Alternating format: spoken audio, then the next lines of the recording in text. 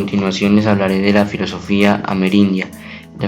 ¿Por qué se llama filosofía amerindia? Básicamente se llama así porque corresponde al conocimiento de la filosofía, del conocimiento de las culturas americanas. Actualmente los pensadores filosóficos estudian de manera crítica si en realidad existe o no una filosofía amerindia. Y para esto pues nosotros vamos a dividirlo en dos secciones. La primera es la pregunta por las otras filosofías, que esta comprende pues la filosofía comparada y la filosofía intercultural, y como segundo punto tocaremos la inquietud por la filosofía amerindia en el pensamiento latinoamericano. En la filosofía comparada pues hay un pensador muy importante que es Frederick Charles Copleston, que fue un sacerdote de la Compañía de Jesús y escritor de filosofía. Además fue autor de la historia influyente de la obra Historia de la Filosofía. Él pues trata de señalar las semejanzas y diferencias entre la filosofía occidental y la filosofía de otras culturas, así como la cuestión de si es o no posible discernir algún esquema recurrente común al desarrollo histórico del pensamiento filosófico. Aquí podemos ver pues la filosofía, el pensamiento de filosofía occidental que ya viene estructurado desde la antigüedad, y si existe la posibilidad de que haya una filosofía intercultural o que se pueda dialogar más entre las diferentes culturas. Entonces también surge una pregunta muy importante en esto. Entonces, la utilidad de este estudio sería prometedora, como lo expone pues el mismo pensador al plantear una inquietud sugerente. ¿Pueden todavía aportar algo a la filosofía en general las tradiciones filosóficas de otras culturas distintas a la nuestra, sugiriendo quizá problemas o enfoques de los problemas que hemos ignorado o tendido a pasar por alto? Entonces, el acercamiento ocurrido a distintos niveles a lo largo del siglo XX, sobre todo pues en la segunda mitad, entre Oriente y Occidente, validan claramente el hecho de que pensadores e historiadores de la filosofía, o los llamados historiadores de las ideas, pues lleguen a realizar un esfuerzo, o estén realizando un esfuerzo por acercar esas grandes realidades culturales en un diálogo de saberes que puede ser útil para todos. El diálogo intercultural pues nos permite la formación de una antropología filosófica más integral, sin posiciones sobre la concepción del ser humano que conviene para entender su propia complejidad. La filosofía intercultural pues ha venido desarrollando estrategias metodológicas para encarar la difícil tarea de comprender, reflexionar y dimensionar dentro de los distintos contextos actuales la reflexión de los distintos pueblos. Esto es pues llevando al estudio de las sociedades latinoamericanas diversas y mestizas por definición. En conclusión, hay que superar el paso de diálogo a polílogo de las culturas. Esto pues como consecuencia plantea la superación de la monoculturalidad. Esto pues, es decir, la identificación de los parámetros de racionalidad con el modo de ver etnocéntrico de la llamada cultura occidental, o de alguna de sus manifestaciones particulares. Bueno, como segundo punto veremos la inquietud por la filosofía amerindia en el pensamiento latinoamericano.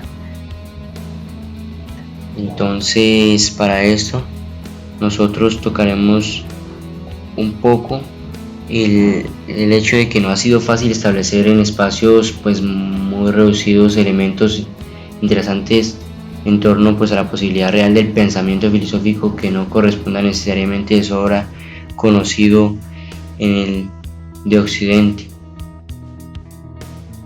pues ya que este es el punto de partida innegable al momento de abordar las estructuras del saber presentes. Podemos decir que diferentes filósofos han abordado esta polémica desde variadas perspectivas, dependiendo de su propia manera de ver la filosofía de lo diferente, lo heterogéneo, lo diverso, lo extraño de la cultura amerindia. Bueno, un personaje que influyó mucho en esto de pensamiento en el pensamiento de la filosofía amerindia, dentro del pensamiento de la filosofía latinoamericana, ha sido el filósofo Portilla, Miguel León de Portilla, nacido pues en la Ciudad de México el 22 de febrero. Pues este fue un filósofo, historiador mexicano, principal experto en materia de pensamiento y la literatura náhuatl. Estuvo trabajando mucho tiempo pues mirando la historia de la filosofía americana. Obtuvo su doctorado en filosofía bajo la guía del cine estudioso Ángel Garibay. También uno de los que ha venido aportando a este pensamiento filosófico ha sido Samuel Ramos, filósofo mexicano. En sus estudios de historia de la filosofía en México ha dado a conocer mucho y ha apoyado mucho el pensamiento prehispánico. La filosofía occidental ha venido a través de los tiempos buscando o ha creado diferentes saberes, esto pues para entender el mundo de diferentes maneras, presentando así categorías o conceptos más generalizadas, llevando a la mejor manera de asimilar la diversidad del mundo para así llegar completamente a comprenderlo. Entonces en sí es lo que la filosofía occidental ha venido buscando a través de los diferentes tiempos. Se debe comprender y valorar las categorías propias del pensamiento prehispánico, un saber en el cual la filosofía ya se encuentra presente. Nosotros pues Portilla dice que aunque se diga que no hay una filosofía amerindia, se tiene que tratar de rebuscar, o se tiene que tratar de regenerar una filosofía amerindia, de mirar si sí o si no hay, y esto pues se puede hacer con fuentes precisas, como por ejemplo los códices o manuscritos indígenas, textos en lengua indígena pero escritos con alfabeto latino, historias y crónicas hechas por los misioneros o hallazgos arqueológicos. Entonces en esto ya veremos que lo religioso y la costumbre tratan de superarse, pues no bastaría con que la tradición ritual y la explicación mitológica afirmen algo para identificarse con la raíz profunda de las cosas. Entonces aquí es donde se habla de la teoría del conocimiento, que está basada prácticamente en una línea de pensamiento por las ideas de Flores y Cantos, que esta llega a buscar respuestas de las incertidumbres de la vida con el propósito de encontrar la raíz fundamento. La flor y el canto, pues como decía anteriormente, es la búsqueda de la verdad. Eran sabios que eran los que se encargaban de buscar o de referirse mucho al estudio de las diferentes culturas, y estos sabios eran llamados también Tlamatinim. Ellos pues no elaboraron ciertamente grandes sistemas lógicos o racionalistas a la manera de algunos filósofos de Occidente. Encontramos en cambio testimonios de sus inquietudes o dudas que llevaron a dialogar consigo mismos hasta llegar a concepciones, símbolos o atisbos enteramente distintos, capaces de convertirse en novedad al ser repensados por el hombre moderno de raíz occidental. Bueno, también en esto de la filosofía del pensamiento americano, del pensamiento amerindio dentro del pensamiento latinoamericano, también hace parte este filósofo importante de Argentina que se llama Enrique Dussel, que él aportó mucho en la historia de la filosofía latinoamericana y en la filosofía de la liberación. Uno de sus variados documentos, conviene resaltar ahora, su obra Historia de la filosofía latinoamericana y filosofía de la liberación, realiza una propuesta de periodización del pensamiento filosófico en América Latina. Él postula esto en una pregunta y dice que una historia de la filosofía en América Latina debe empezar por el pensamiento preeuropeo, a lo que él afirma aduciendo que el periodo del pensamiento amerindiano debe ser la primera época en una historia de las ideas del subcontinente. Antes de que llegaron los europeos, pues los indígenas tenían su manera de pensar, su cultura, y ellos pues así de esta manera lo plasmaban en manuscritos y así daban la producción de técnicas simbólicas. Pues esto lo único que no tenían era como tal filosofía, ya que este pensador Husserl afirma que se necesita de la técnica para que pueda catalogar filósofo. Entonces esta pues carecía de técnica, por lo cual el pensamiento indígena americano no es catalogado como filosofía. Bueno, ahora después de ver que Husserl dice que como tal no puede llegar a ser filosofía lo que tenían los indios, ya que ellos solamente poseían símbolos y algunos pensamientos pues pequeños plasmados en sus manuscritos. Él dice que no puede existir pues la filosofía amerindia, pero después él con el estudio de la filosofía de la liberación, él plantea pues el rescate de saberes latinoamericanos ocultados por aquellos que se impusieron con la colonización. Es así como algunas tendencias derivadas de allí plantean la recuperación del saber popular. Bueno, hasta ahí pues miraremos lo que fue la filosofía amerindia, teniendo en cuenta de que con esta nueva teoría de la filosofía de la liberación queda abierto un debate en el cual los diferentes filósofos latinoamericanos siguen en la expectativa de lograr buscar la verdad o un conocimiento pleno de si en realidad existe o no la filosofía amerindia y qué cosas puede aportar la filosofía amerindia a la filosofía en general. Bueno, ahora veremos un poco sobre la filosofía de la alteridad. Con esto pues veremos al filósofo lituano con nacionalidad francesa. Pues este se caracteriza por una originaria teoría étnica de la alteridad. Teoría está fuertemente influenciada por la filosofía de dos de los más grandes pensadores de la filosofía contemporánea, que es Husserl y Heidegger. Y pues de quien estamos hablando es de Levinas. Este pensador pues, como decía antes, plantea lo que tiene que ver la filosofía de la alteridad, Emmanuel Levinas. Bueno, Husserl, él fue fundador de la fenomenología trascendental y a través de ella del movimiento fenomenológico.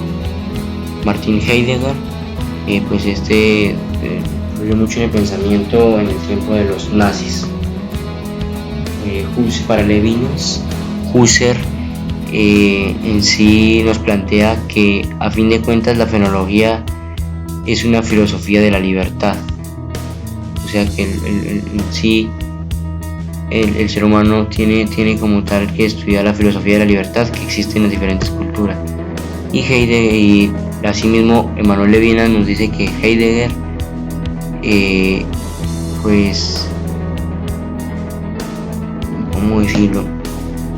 Sí, que no, el pensamiento de Heidegger no resulta de la relación entre espíritu y mundo, ya que la verdad no es para Heidegger algo que se añade al ser desde el exterior, desde el hecho del hombre, sino un acontecimiento del ser. Bueno, la filosofía de Levinas se resumirá en dejar hablar a lo otro. Pues esto resalta que las ciencias han trabajado y avanzado desde lo particular, esto es desde lo individual, y pues esto no es aplicable al ser humano, porque el ser humano no puede aprender por sí solo encerrado. El ser humano necesita salir, encontrarse con el otro para poder llegar a un conocimiento pleno de lo que es como tal. O sea, la riqueza está en dejar hablar al otro, no callar al otro y no cerrar al otro. Por esto pues él dice que la filosofía debe ser más humana, generando así la humanización de la filosofía. también dice que hay que sacar los seres que están anclados en su identidad, autoclausurados con su conciencia y sumisos por un orden objetivo que hace traicionar su propia sustancia. Hay que acabar con la guerra como reveladora del ser. En sí hay que exponerse al otro, es decir, llegar al otro, dejar que el otro se hable, que el otro tenga libertad de comunicarnos su pensamiento, porque este pensamiento nos puede a nosotros traer enseñanza. Por eso se dice que el establecimiento de este primado de lo ético, es decir, de la relación de hombre a hombre, significación, enseñanza y justicia. San Agustín decía: en el interior del hombre habita la verdad, en la exterioridad se produce el advenimiento. La verdad, pues esto lo defenderá Levinas, San Agustín dice que en el interior, Levinas dice que en el exterior.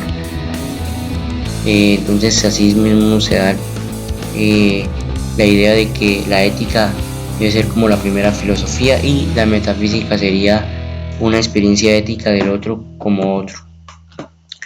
Y aquí una pregunta muy importante: ¿por qué lo otro no se puede reducir a lo mismo? O sea, a mí mismo, al yo. Y esto es fácil porque la riqueza del otro es inabarcable. Entonces el otro posee una riqueza que tal vez yo no tenga. Entonces, para poder adquirir esa riqueza se necesita dejar hablar al otro, dejar expresar el otro. Entonces esto es así, pues llega a producir, o se puede también decir que es lo infinito, que es lo propio de un ser trascendental. En tanto que trascende, lo infinito es absolutamente lo otro. También pues lo infinito es lo indecible. La ética adopta una óptica espiritual y esto remite a Dios, a lo sagrado, o sea, lo que tiene que ver con Dios, porque puede ser catalogado como que Dios es un ser que da apertura a que el hombre se pueda interrelacionar con otros. Por lo tanto, a Dios se accede por la ética y no por la teología. En la Biblia nos damos cuenta que da prioridad en que el hombre debe amar a su prójimo antes que a sí mismo. Entonces ahí se da cuenta uno que la relación con el otro es muy importante. Por eso, así como el ser que ama a su criatura. La imagen de libertad pues hoy en día se puede catalogar como esa libertad que nosotros le damos a la otra persona de que pueda transmitirnos el pensamiento o la riqueza sin necesidad pues de acallarlo, de destruirle su pensamiento o lo que él tiene por dentro, que nos puede a nosotros llevar a un conocimiento más pleno de lo que realmente somos.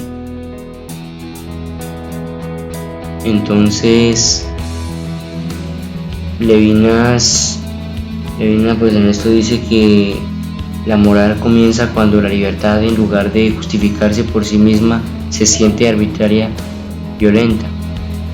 La existencia en realidad no está condenada a la libertad, sino que está investida como libertad. La libertad no es lo radical, porque mi libertad no es la última palabra, no estoy solo. Y porque la sociedad es un lugar de la verdad. La relación moral con el maestro que me juzga sostiene la libertad de mi adhesión a lo verdadero. Entonces, la libertad en que el otro se pueda expresar, ya que el otro puede llegar a ser mi maestro. En el momento en que yo me relaciono con el otro es mi maestro. Entonces finalmente termina diciendo Levinas que el hombre, a pesar de que tiene pues una vida un conocimiento que no le permite conocer más allá, o sea, lo sobrenatural, él dice que el hombre no es un ser de muerte.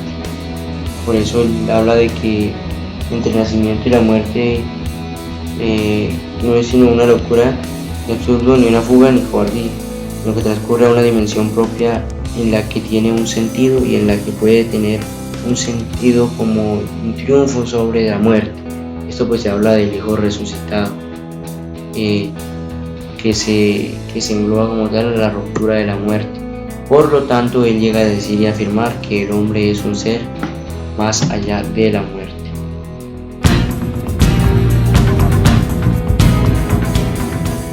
El otro es aquel con el que convivimos día a día y a pesar de ello, pocas veces le prestamos atención. ¿Quién es? ¿Cómo es? ¿Qué sabemos de él? ¿Realmente podemos hablar de una vida en sociedad? Cada vez nos ensimismamos más en nuestra propia individualidad, donde solo importa lo que yo tengo, quiero, hago y soy. Muy a pesar de que nuestro interés se enfoque en el bienestar particular, el otro está ahí y no se irá a ninguna parte.